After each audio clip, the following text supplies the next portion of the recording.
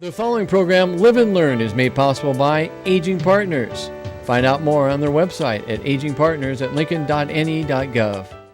Hi, welcome to Live and Learn. Today my guest is a person who has published a new book about the University of Nebraska's flagship campus here in Lincoln. Stay tuned to learn about a great university on the Great Plains. I'm Lita Powell Drake, and today we're going to learn the history of the University of Nebraska fabulous marching band. Please stay tuned and go Big Red. I'm Sam Truax, and today on Live and Learn, my guests will talk about Over Now, which is an organization that assists veterans and is very important to some of those veterans. And it shows what the community involvement can do to help out some people in need. Hi, welcome to Live and Learn.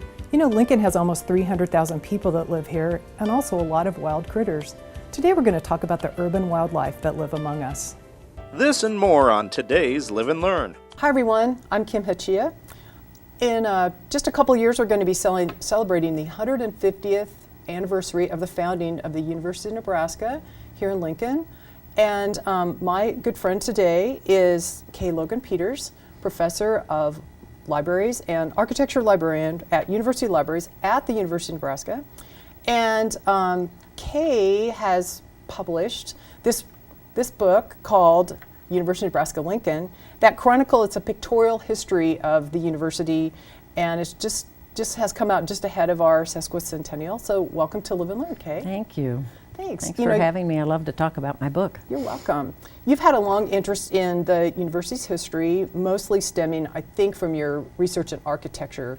So tell me how this book got started, how your original interest in architecture kind of informed this book. Oh, well, running the architecture library, obviously I talked with people all the time about campus and what was on campus and what had been on campus, but there was no really documented source of information for that, so I made that my mission. And as I worked on accumulating facts about buildings and campus development, land acquisition, things like that, it's hard to research that without also researching the people and the politics and the events that caused certain things to be built and certain expansions to occur. So by the time I got my building research done, I knew a lot of other things like people and politics and things. Politics, right. So I think we have an image on the screen, or we showed an image of the cover of the book, right there. What's going on in this picture? I love this picture. When I was working with my publisher, Arcadia Press, and my editor, they wanted a cover image that was engaging, had people in it, and looked like something that would draw people toward the book, to buy the book.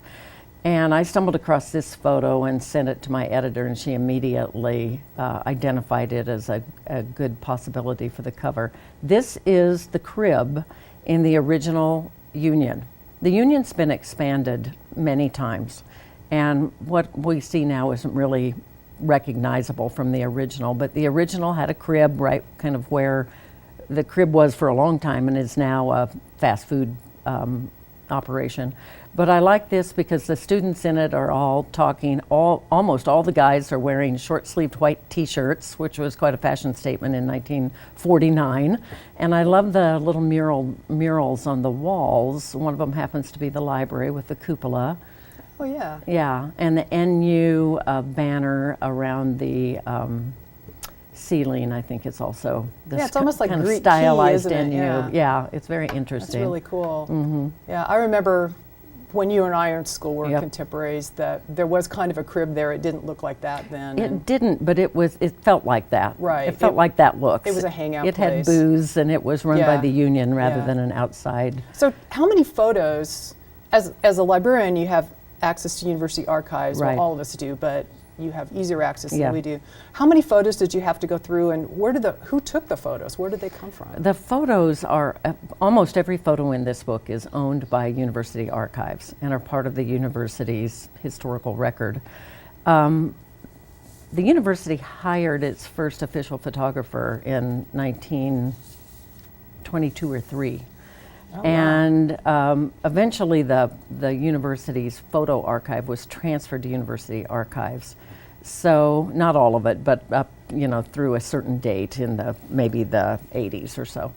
So they were taken by university staff, probably people that now would be in university communications, and they're housed at archives. I probably looked at 10,000 photos. That's a lot. It was That's a lot.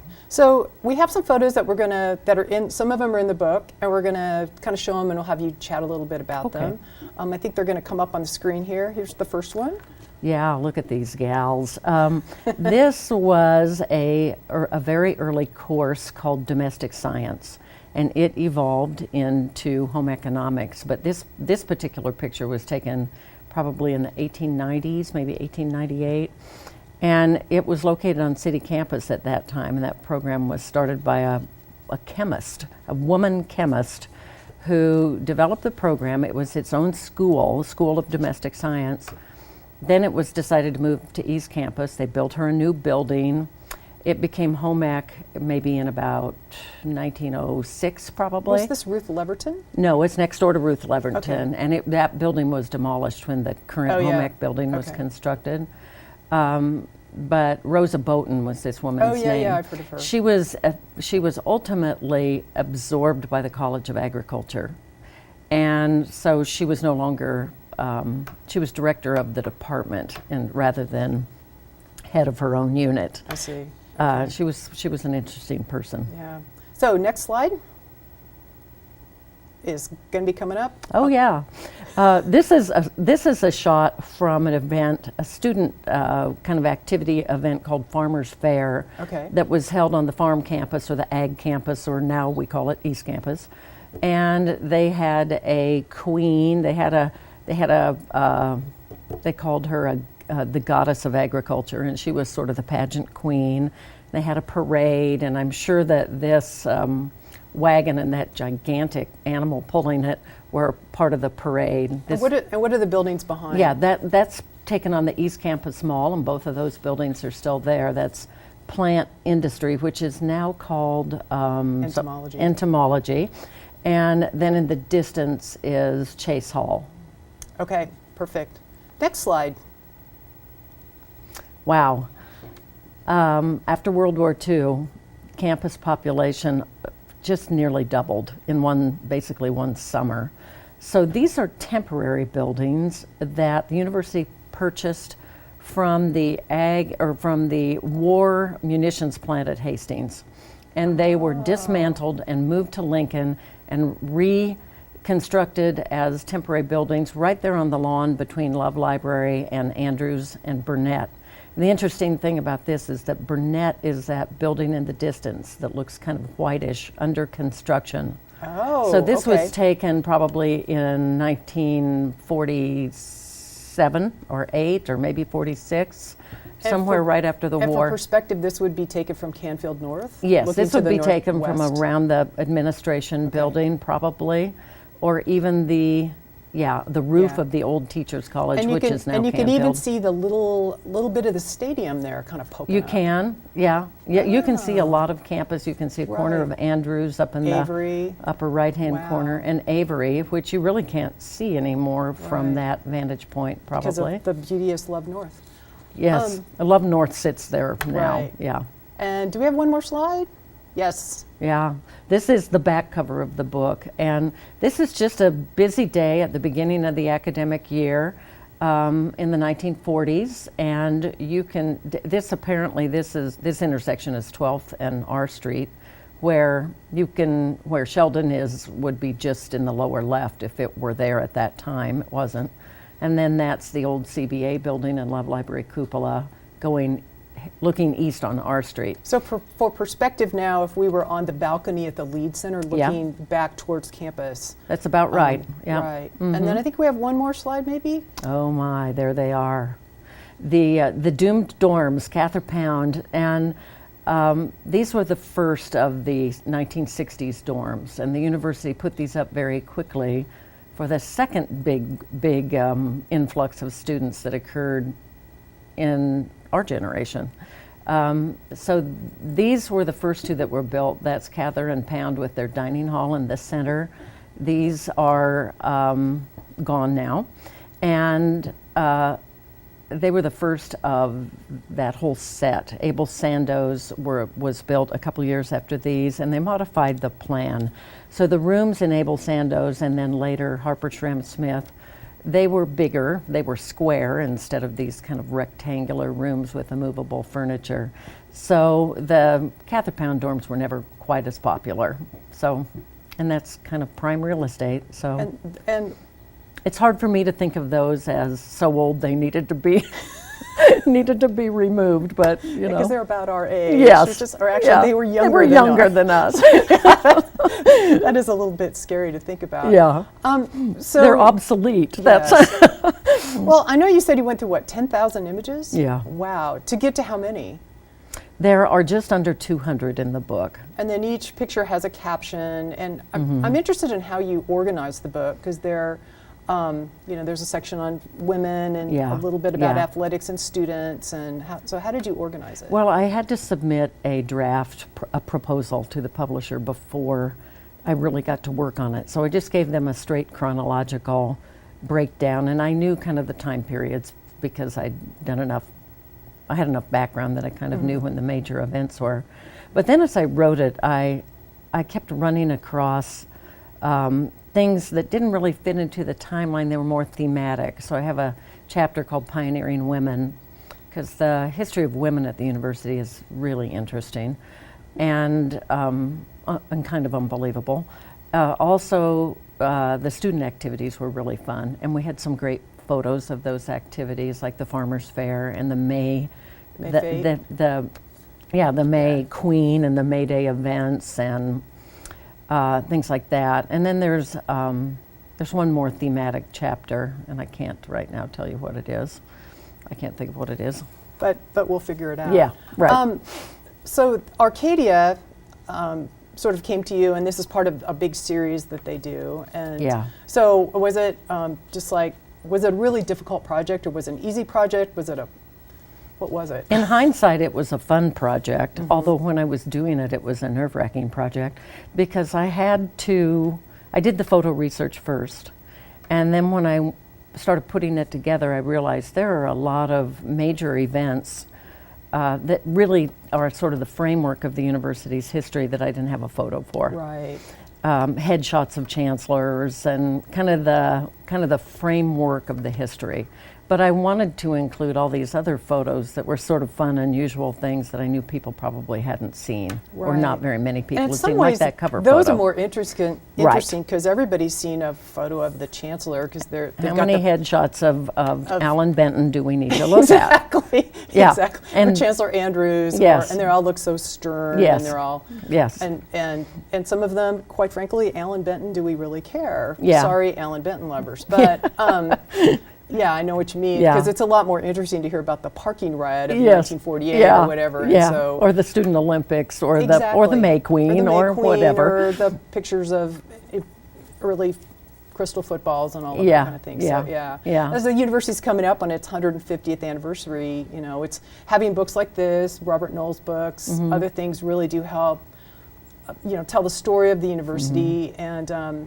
and its importance as a place to the state and its importance to the people. So, thanks for writing this. Mm-hmm. Yeah, And you're I welcome. really appreciate it. I did It's- it just for you, Kim. Oh, well, thanks, Kay. And I know that Kay has come here to, just at my request, to talk about this book. You can find it in just about any bookstore in Lincoln, and it's probably online. And I really thank you for doing this. welcome. And I Thanks for just, having me. I just want to say that it's never too late to live and learn about the University of Nebraska.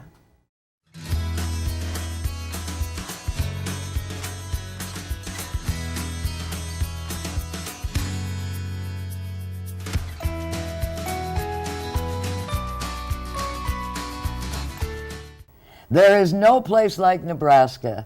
That's the theme of the Cornhusker Marching Band. The band was actually founded in 1879, and it's one of the oldest marching bands in the country. Well, I'm Lita Powell Drake, and delighted to have the director of the marching band, Tony Falcone, with us today, and we're going to learn some of the history about this. And I was fascinated to learn that General John Pershing was a big part of this. Would you tell us some of that story, Tony? Sure. Well, in the early days when the band was founded, it was founded as a cadet band with what was then called the War Department, as you said, in 1879. Shortly after that, Pershing came along and was one of the commanders in the War Department, and his name is all over our current ROTC building, and he took a big interest in the young football team, and the football team was actually founded 10 years after the band. The band predates the football team by 10 years. And at this point, the band had a really big following. They would have drills every Friday afternoon that would last about 45 minutes. They had a review and would play and do military drills with music. And these were very popular. They drew big crowds. And the young football team wasn't drawing really big crowds at that time because they were playing teams from YMCA in Omaha or Doane College. Did they lose to the YMCA team? I'm not sure what the wins and losses were back then, but and so Pershing was trying to think of ways to get more interest in the football team, and noticed that the band had a big following, and the band had shown up at football games and played in the stands. But he decided, well, let's see if we can put a game around one of these Friday afternoon reviews. And at the time, there wasn't such a thing as halftime the way we know it. The teams would just kind of stop and regroup on the bench and talk for a little bit, and then they'd start the second half. And Pershing had the idea, what if we had the band play during that interval in between the halves? And there was a problem because the reviews were like 45 minutes long, and the half times at that time were only a few minutes. But they pulled it all together, and in 1893, the Cornhusker Band played what was then the cadet band played between the halves of a Nebraska football game for the first time, and to our knowledge, that's the very first time a college band played at the halftime of a college football game. Isn't that something? And what about the Pershing Rifles? What is that a part of? Well, that was part of the War Department, and it didn't really have any kind of an impact on the band, but that was one of the units within the War Department that he was in charge of. Who wrote the song, "There Is No Place Like Nebraska"? Right, well, that came along in 1923. Oh my goodness. And it was written by Harry Pekka, and he was a part of the ROTC program. By this time, the War Department had transitioned to ROTC, and he was at a summer camp for ROTC in Fort Snelling, Minnesota, and was inspired and wrote the lyrics in the song and brought it back to school. And the band director at the time, this is one of my favorite band director names in our history, the band director at that time's name was Billy Quick. And Billy Quick got a hold of it and immediately wrote it out for the marching band, and it's been played with enthusiasm ever since. And didn't you say you had a relative of Pershing is actually in the band? A relative of Harry Pekka. Of Harry Pekka, Yes, excuse me. and just by a great coincidence, and a young lady named Megan Pekka, and when she auditioned, I noticed her name, and that struck a chord, and I said, Pekka, and I said, you wouldn't, and I thought, there's no way, it's just a coincidence. I thought, you wouldn't be you wouldn't be related to Harry Pekka, would you? And she just kind of sheepishly nodded her head, yes. And I talked to her father, and turns out Harry Pekka was her great uncle. And she's in the band. And she's in the band now. That's a wonderful story. Now, when did Hail Varsity come about? Hail Varsity came along a little bit later in 1936, and it had an interesting history. It was written and then largely forgotten for a long time. I think they played it right around the time it came out. And then in 1955, the Huskers went to their second bowl game, which was the Orange Bowl. Their first bowl game was the 1941 Rose Bowl. And the TV networks were trying to find what was the Nebraska fight song, and they came up with completely different answers. We didn't really have an official fight song, and that was the time Hail Varsity was kind of revived and became our official field fight song for Nebraska athletics. Well, now, how many away games does Nebraska get to go to, and how does that work? Right. We go to one a year. We take the full band to one away game a year. That process starts usually in the spring before. We'll look at our schedule and we'll figure out what would be a good fit, what's a good, I try to find a place maybe we haven't been to before, so that we're trying to still go to all the different places in the Big Ten. And we try to find something that fits with our schedule really well. We reach out to that school, say, hey, is this a good weekend for us to visit? And then our athletic directors write letters back and forth to get official permission, and then that's how it gets selected. But of course, if we really win, have a winning season, then we get to go to a bowl game. Right. But it's only then that they get to go to a bowl game. Correct. And if we qualify for the conference championship game, we get to go to that. And we looked at that great, huge trailer. Now, is that carrying all the band instruments? I mean, look at the size of that thing. Yeah, all of our instruments and uniforms fit in that trailer. We got that in 2008 and had it customized. This is the second year with that new design. We had a new wrap put on it last year. And we're really excited about it. In fact, I was in the truck this morning. We're headed to Omaha tomorrow night for a performance, and we loaded it up this morning. But you're not driving. I'm not driving the that's truck. good. No, we have professionals drive the truck. Okay, we're now going to take a look at the University of Nebraska Marching Band in action on the field, and they are terrific. Now, tell us who some of these people are. Okay, well, this is footage from one of our band camp exhibitions. If you'll notice in the back of the stands, this isn't from a football game. There aren't people in the stands in the back. At the end of our band camp every year, we do an exhibition that's free and open to the public in Memorial Stadium, and usually around 7,000 or 8,000 people come out for it, which is just terrific to get that much support from the public. And it's just a good time. We show what we've been working on during band camp and play our pregame, which we've learned, and play some music from our first halftime show. And each of the sections gets to show off a little bit, the percussion and the color guard, and it kind of turns into a pep rally. This is footage from Homecoming Parade that we do the evening before the homecoming game every year. How many marching through people are campus. actually in the band?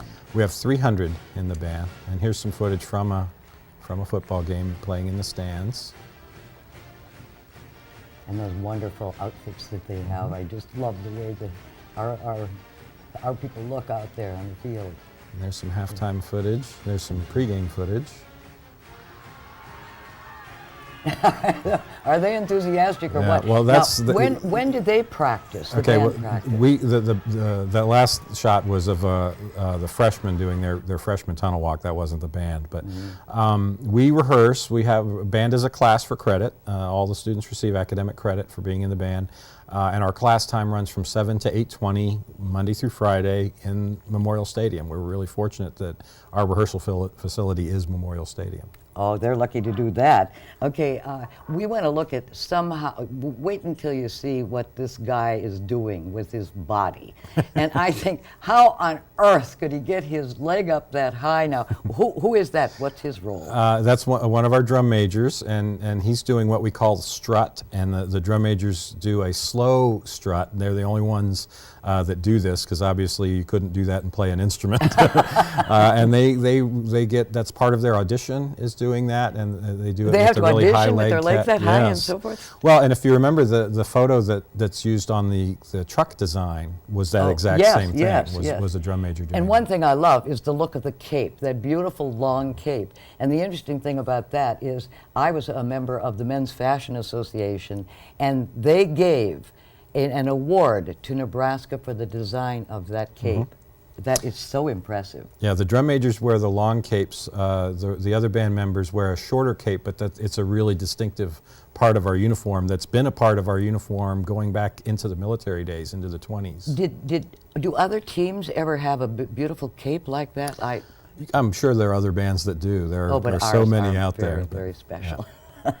Okay, and we want to look now at the color guards and the role that they play. Yeah, our color guard has about 30 members in it, and they mostly do choreography and routines with a flag, a 6-foot flag. Occasionally, they also do some work with rifle. and they rehearse all of their routines are choreographed to the music that the rest of the band plays.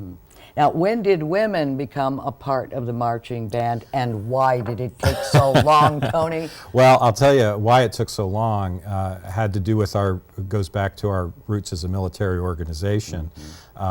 Starting as a cadet band, it was all men, and so going through our history, even when we turned civilian, it stayed an all-male organization just out of tradition, I suppose.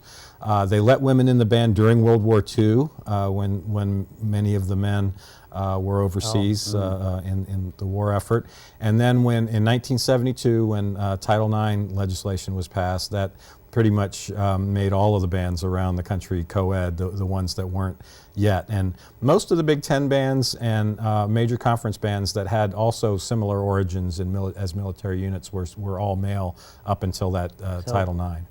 Not till 1972 did women get to play in the band. How about that, ladies and gentlemen? We had, in that year, we started with 5 women in the band. Oh, my goodness. They were accepted pretty readily. I've talked to people who were in the band at that time, and within 5 years, we had our first female drum major, so it didn't take long before they were a major part of the group in assuming leadership roles. And so where do they usually practice? In Memorial Stadium. Yes, Yeah, we you were. did mention Yeah. that. All right, there's one last thing I wanted to talk about. Oh, yes. Are the people now, since you have 300 people in the band now, are there more men or women? It fluctuates from year to year. It's pretty close to half and half. I think this year we may be 55, 45 men. I looked at it recently, but it's not uncommon for us to be about that same ratio with women, a few more women, but it's about 50-50. 50-50. Okay. Well, I'm glad women are now a part of it, and probably more. And these are not necessarily music majors, is that correct? In fact, most of them are not. 75 to 80% of them are not music majors. Because I would think kids who have been in the band and play an instrument and don't want to give it up. Exactly. You know, and they're maybe majoring in a lot of other things, but want to still use their instrument. So Right. it's great that the band has an opportunity for them to continue their musical And a lot of experience. people Yeah. choose their college experience based on their ability to do that.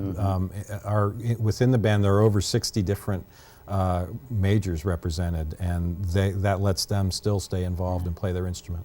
Well, Tony, congratulations. Tony Falcone, who is the director of the band. It's been delightful to have you here. And don't forget, it's never too late to live and learn, and more about the University of Nebraska Marching Band.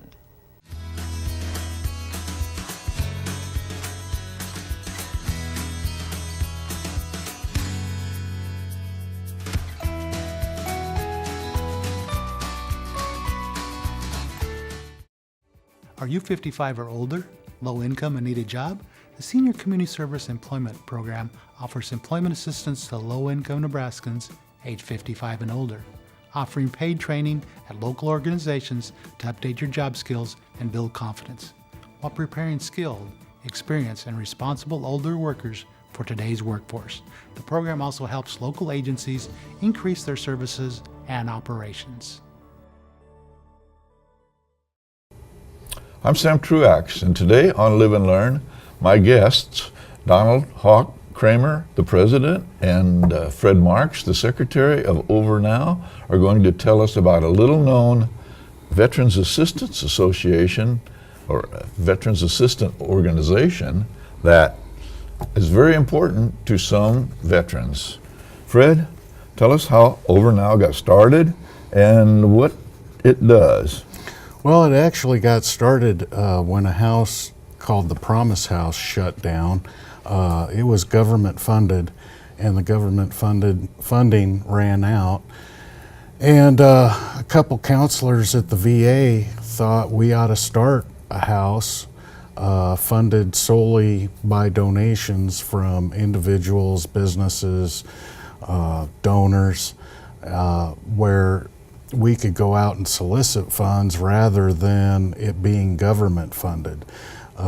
What the government gives you, the government can take away. Mm-hmm. And actually, the objectives of the organization is more like the people who have to rely on residents while during their recovery process. I have to rely on Over Now or an Over.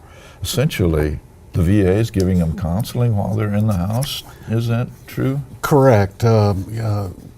When the Promise House was open, the veterans relied on the VA.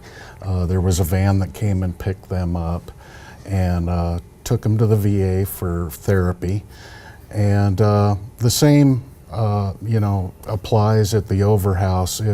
If they don't have their own transportation, the VA's been very good. The DAV van comes and picks them up if they request it. So they've got transportation, plus there's a bus route too. They are kind of dependent upon they are alcohol or drug dependent as a general rule, aren't they? And that's what the VA is trying to counsel them on. And so, right. Well, Hawk, how long has Over Now been helping the veterans through this program? I believe this January will be the start of our 7th year. And Fred, how many folks have actually gone through the program or relied on the program for some kind of help? Well, between the Promise House and the Over House, there's probably been, 50 guys go through it. Unfortunately, I have to say guys because there isn't a house for women yet. That might be a mission for Over in the future. That might be a future mission. And essentially, the people that rely on the Over House essentially are, again, coming from a place where they don't really have a residence to go to be in when they're going through their treatment, right? I mean, they could go to the VA for treatment, but they'd have to live under a bridge or at the mission or somewhere while they're doing that, right? Right. That's true. And the difference between, now Hawk, you know about mission Oh, because you are managing a mission and working at a mission, but you have specific rules for the guys like this that they can't really stay forever, and they have to do certain things that irritate some of your guests, don't they? So You're correct, and we don't really put a guideline on how long the guests can stay. Kind of look at the Over House as a launching platform, if you will, for $300 a month. They got a safe place to stay. Yeah. That's what we were looking for, a safe place to where they could start a new life. and essentially they kind of depend on each other to some degree because they're all in the same experience and Veterans have a helping veterans veterans. background. You So bet.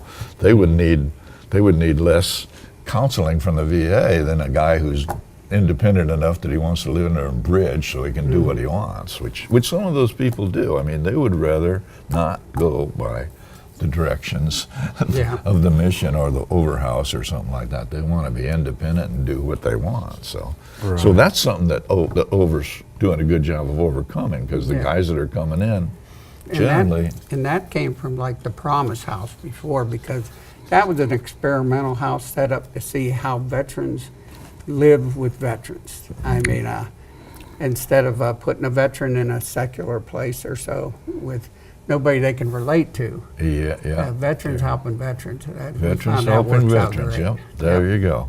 Well, we have quite a few viewers that are veterans, and we might have some viewers that actually could use some guidance like Over House Yeah. does, or, would be interested in getting involved with Over's mission Yeah. to some degree because they've had that kind of an experience. But it seems like good results to me.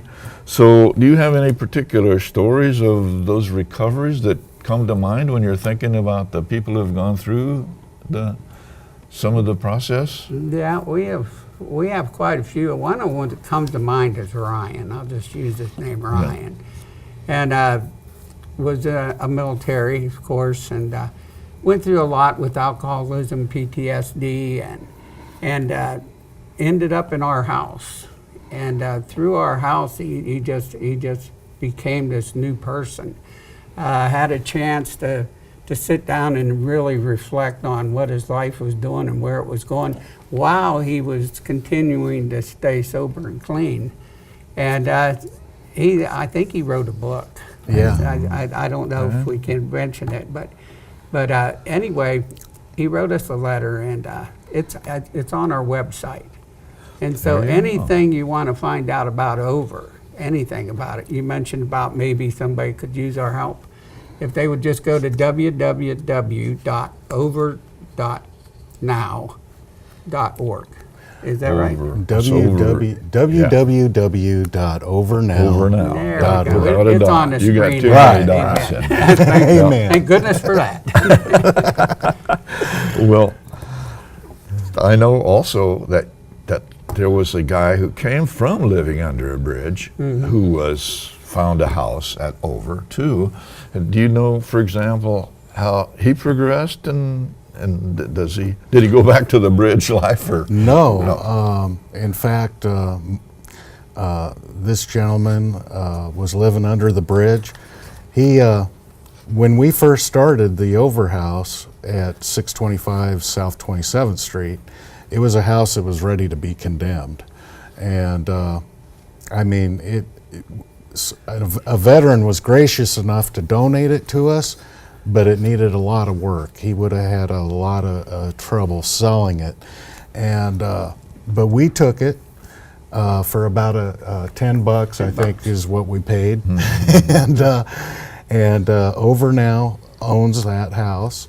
The board owns it and maintains it. Veterans maintain it. And we took it and gutted the whole thing with the help of the community. We didn't do it alone. We got the IBEW to help us with the electrical because we would plug a drill in and it would throw a fuse and we couldn't work on the house. So the first thing we had to do was fix the electrical, and the IBEW volunteered their labor and we bought the parts. Well, didn't that individual from the bridge do some actual work on Well, the house? yes, he actually worked on the house, and he lived there, kept the mice away and the bats away. There you go. And we promised him heat in the summer and air conditioning in the winter, because We followed through on that too, I think. yeah, we followed through on that, That's- and there was no. The air conditioning didn't work. The furnace didn't work. Arctic Heating and Air donated labor. That's where And actually boom. getting people to come from under the bridge to a place like that is beneficial, in as much as a lot of guys don't want to have to live by the rules, which Over has some rules about staying away from addictive things and all that. You gotta have rules. Yes, there you go. But he actually has. He feels like he owns that house. He's got a part in that house. Yeah, you know. there you go. His Now, heart's that's in what it. a lot of guys need, is really that responsibility to be participating, and that's what cures them. So, what are the ages and family situations of most of the people who are coming across that need the help? Are they? We get guys from 22 years old, 21 years old, up to 70, 75 years old, you know, and there's no age restrictions. There you go. I see it. No, there's no age restrictions. And there's no real pattern of, well, the guys that were in combat in Vietnam are the ones that are showing up with drug and PTSD problems or something like that. It's a guy that just came back from Iraq just as much as is a Second World War guy. Huh? Yeah. Oh, yeah. I see. There you go. Oh, yeah. There you go. So there's no pattern that we can say, let's cure those guys from the Second World War or whatever it is. Right. You know? No, we get them pattern. from all the wars. Yep, from all the wars, yep. Yep, well, is there some way that the families or the individuals who need help can get in touch and try and get into Over's program? Absolutely, and again, you just go to the website. Go to the website, yeah. And there's an application on the website. There you go. And we can't help everybody as much as we would like to. Yeah. So we have a former counselor from the VA. We call him our VA liaison. And he's kind of the guy you go through to get into the Over House. You fill out the application, and then Dave Nelson interviews them. And if Dave says okay, then we have a board meeting, and if the board says okay, then we're going to help you. Well, again, I'm going to emphasize the fact that to learn more about Over Now organization, either because the services are needed or because you'd like to get involved. The website, Over Now website, is the place to go. Now I'd like to thank my guests, Hawk Kramer and Fred Marks, for informing us about Over Now, about Over organization, and remember, it's never too late to live and learn or to be part of helping your community.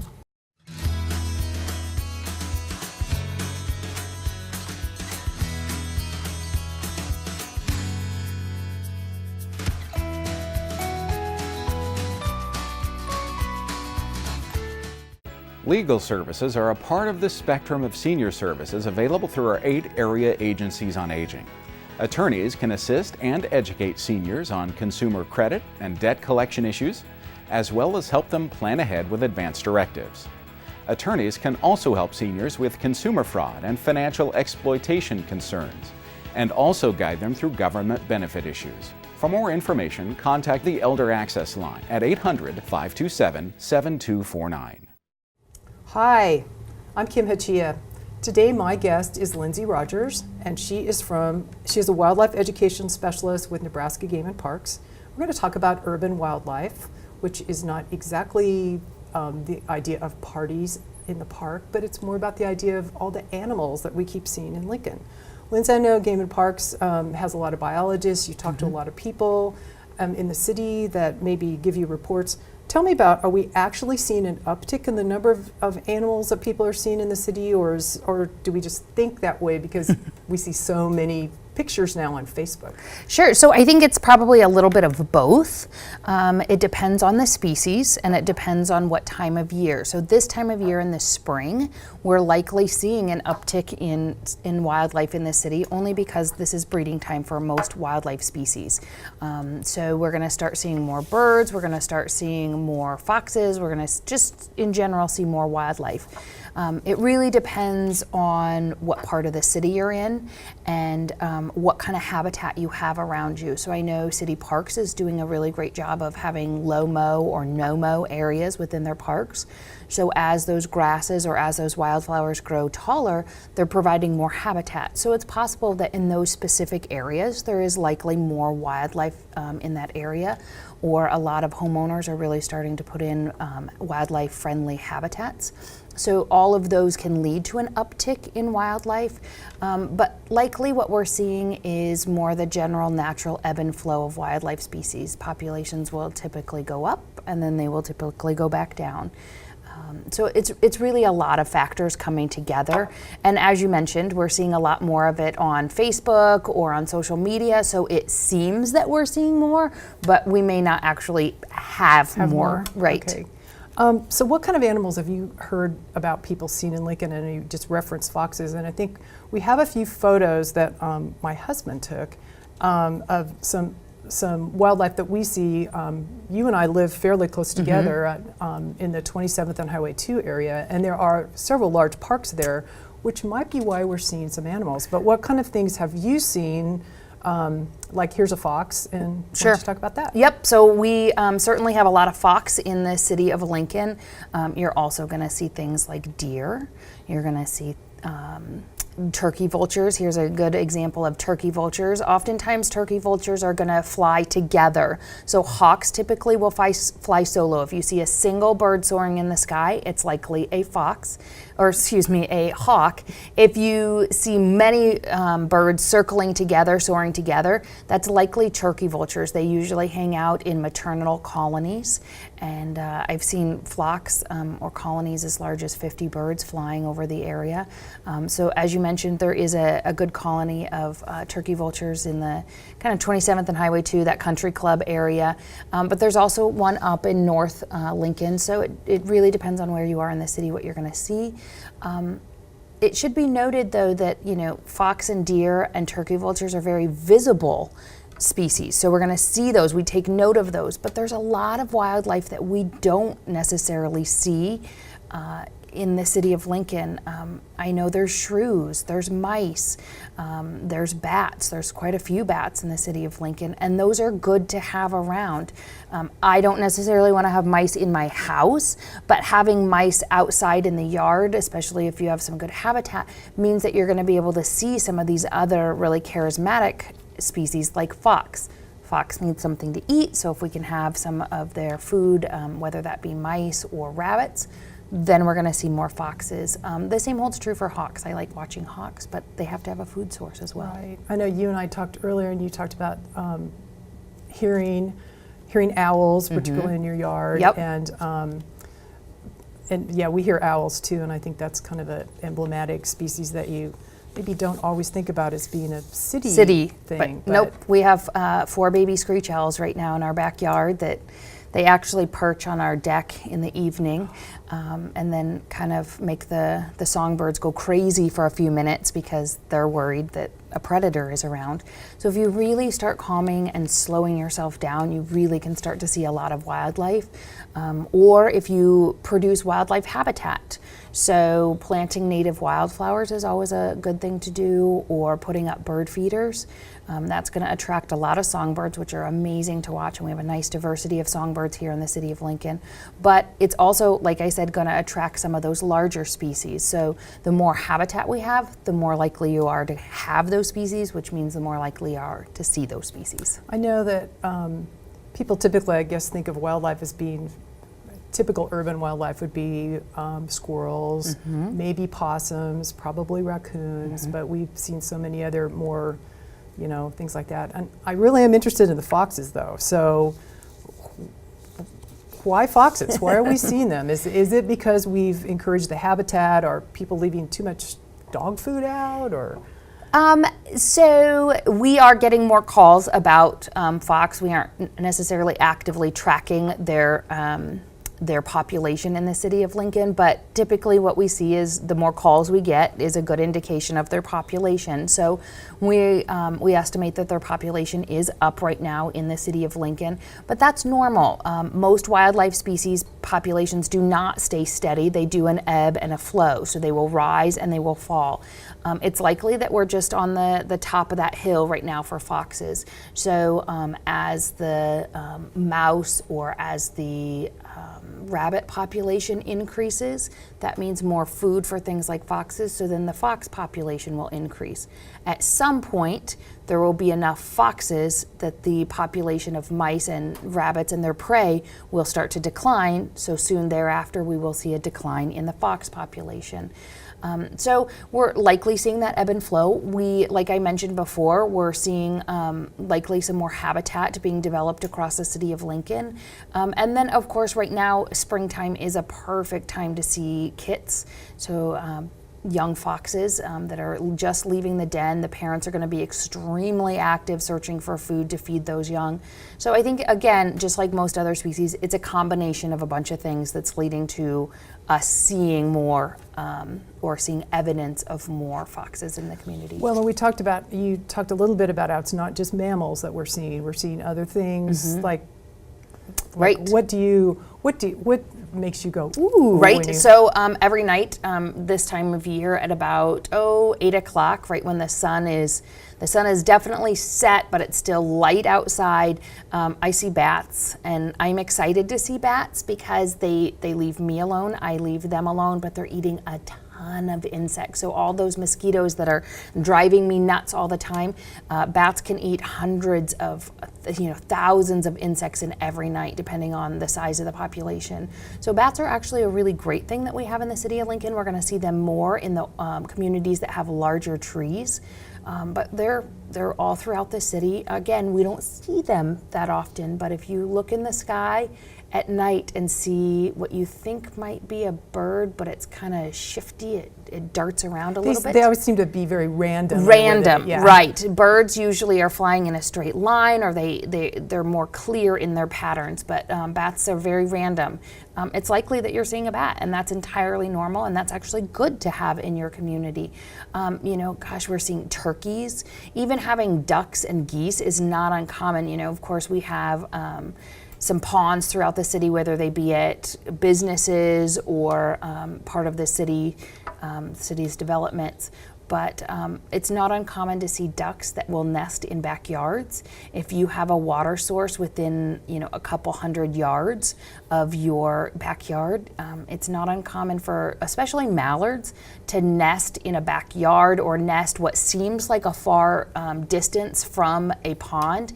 And then when the chicks hatch, when the ducklings hatch, usually within 24 hours, that mother will lead those chicks or the ducklings away to the pond or to the water source. So any one of those things can be found in your backyard.